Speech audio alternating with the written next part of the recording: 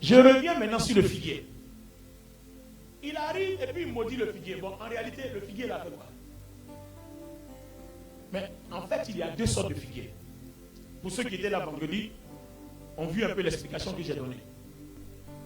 Dans une catégorie ou l'autre, en tout cas, quand il y a les feuilles, ça veut dire qu'il y a eu les fruits avant les feuilles. Et quand il y a les feuilles, ça veut dire qu'aussitôt le fruit vient.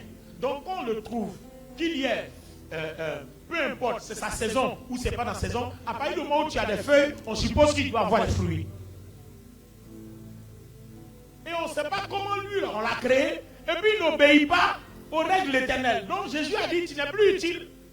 Et il a parlé, plus jamais personne ne mangera de tes fruits. Puisque tu montes tes feuilles pour faire croire, pour nous donner l'espoir, une fausse espérance qu'il y a de fruits, on arrive, il n'y a rien. À partir d'aujourd'hui, là, toi-même, là, tu ne seras plus rien. Comme ça, tu ne vas plus tromper les gens. Et ça, c'est un langage adressé à l'église. Tout ce qui se passe dans la Bible est un message adressé à l'église. Faisons attention. Tu ne peux pas être hypocrite avec le Seigneur.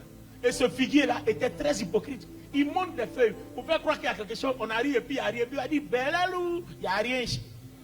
Tu vois? Et son hypocrisie a été matée par le Seigneur. Mais comment le Seigneur l'a fait? Le Seigneur a parlé. Et si vous avez remarqué, il y a un constat à faire ici. Les chrétiens doivent remarquer que toute parole qui sort est d'abord spirituelle. Parce que le Seigneur Jésus a dit, les paroles que je vous ai dites sont esprit et vie. De vous à moi. Est-ce que quand je parle là, vous voyez la parole qui sort? Tu as une fois vu la couleur? Non, est-ce que tu vois quelque chose? Mais tu entends, mais tu ne vois pas. Ça veut dire que c'est l'esprit qui est en moi qui produit ça. Donc la parole est esprit. Vous ne pourrez jamais identifier la couleur de la parole. Vous n'allez jamais identifier la taille d'une parole. Mais c'est du vent qui sort. Mais c'est une force. Il y a une connexion. Et c'est parti depuis Genèse 1. Quand Dieu a soufflé en l'homme, la poussière a commencé à parler. Ce n'est pas la poussière, parce qu'au départ, la poussière ne parlait pas. C'est quand on a soufflé, l'esprit qu'on a déposé dans la poussière là, c'est elle qui parle en fait. C'est elle qui fait parler la poussière. Donc en fait, la poussière, elle murmure les lèvres, mais le son qui sort, c'est une force de l'esprit qui est en lui. C'est-à-dire qu'à partir de cet instant-là, toi et moi, on doit faire attention à nos paroles.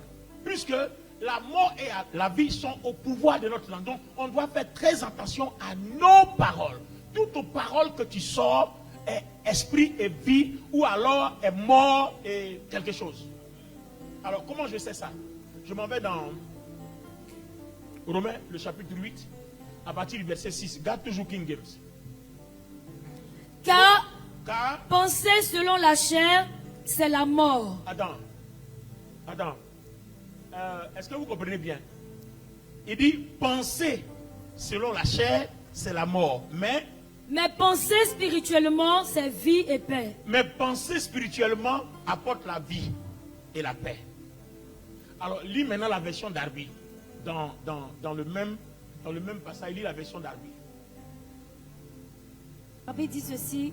Car la pensée de la chair est la mort. La pensée de la chair. Donc l'autre dit, King James dit, penser selon la chair.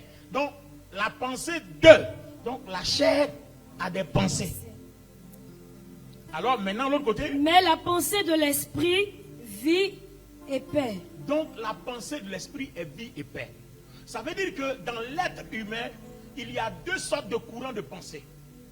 Alors c'est venu comment? Quand Dieu a soufflé, viens d'accorder. Je fais cette démonstration pour que vous suivez bien le message. Je veux que vous compreniez, parce qu'à partir d'aujourd'hui, là, quelque chose doit changer dans ta vie. Ta façon de servir Dieu, de marcher dans ta vie chrétienne, tout doit changer. Voilà d'accorder, bloc comme ça, voilà. C'est la poussière. Dieu a créé la poussière. C'est la poussière, c'est le sable là. La poussière, l'argile ou le sable, en tout cas, choisissez la terre qui vous convient. Il ne bouge pas. Hein? Viens. Si elle le touche, comme il ne bouge pas, il va aller tomber. Toi, tu l'attrapes pour ne pas qu'il tombe.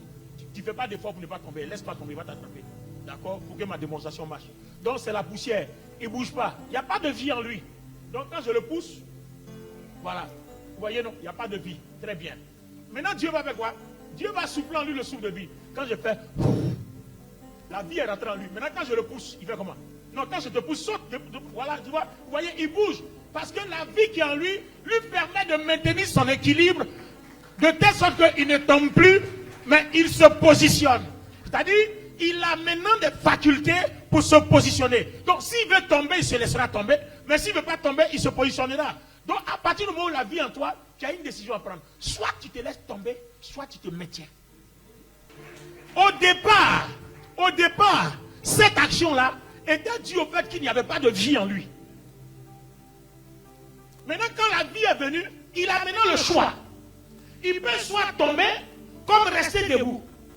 Alors, qu'est-ce que Jude 1, le verset 20 nous dit? Jude 1, le verset 20.